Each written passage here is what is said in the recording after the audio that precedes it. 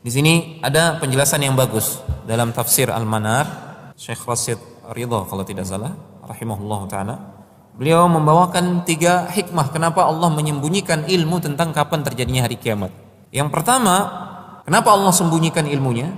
Agar sesuai dengan misi Rasul sallallahu alaihi wasallam. Misi Rasul, tugas beliau adalah sebagai pemberi peringatan dan kabar gembira, munzirun wa basyir, sebagai pemberi peringatan dan kabar gembira. Jadi tugas Rasul itu pemberi peringatan.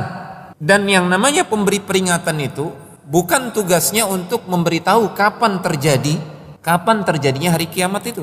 Yang namanya pemberi peringatan tugasnya adalah mewanti-wanti, memberikan kabar tentang kengerian di hari kiamat, kengerian tentang neraka, kengerian tentang hari akhirat, siksa kubur dan seterusnya.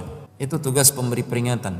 Justru kalau diberitahukan kapan terjadinya hari kiamat itu, justru hikmahnya tidak akan terwujud. Karena pemberi peringatan itu kan tugasnya untuk menakut-nakuti.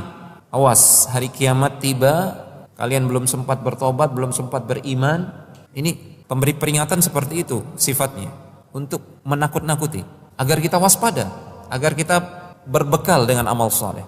Justru kalau dikasih tahu kapan terjadinya hari kiamat, manusia akan mengentengkan. Misalkan manusia yang masih jauh dari kapan waktunya hari kiamat, mereka akan mengentengkan. Masih jauh, kata mereka. Akhirnya mereka terlena, lalai. Dan hikmah yang kedua, seperti yang saya katakan tadi, agar manusia takut, waspada, mawas diri, bersiap dan berbekal dengan amal saleh. Karena dia datang tiba-tiba, boleh jadi besok, boleh jadi lusa dan seterusnya. Sehingga manusia itu tetap dalam keadaan ada unsur khauf dalam hatinya. Dan itu salah satu unsur ibadah, rukun ibadah. Di samping raja, berharap kepada Allah Subhanahu wa taala, harus ada rasa khauf, harus ada rasa takut di hati kita. Kemudian hikmah yang ketiga, andai kata Allah memberitahukan kapan terjadinya hari kiamat kepada Nabi kita yang mulia sallallahu alaihi wasallam. Kemudian Nabi mengabarkannya kepada para sahabat. Misalkan ini, Nabi mengatakan kiamat akan terjadi 2000 tahun lagi. Misalkan, apa yang akan terjadi? Dampak buruk yang akan terjadi adalah orang-orang yang masih jauh dari hari kiamat tersebut, mereka akan santai-santai. Mereka akan meremehkan, cenderung meremehkan. Dan orang-orang yang tidak beriman, orang-orang kafir, semakin menjadi-jadi mereka mengolok-olok syariat kita, mengolok-olok agama Allah Subhanahu wa taala. Orang-orang yang ragu, lemah keimanannya, akan bertambah keraguannya, dan semakin banyak orang yang murtad.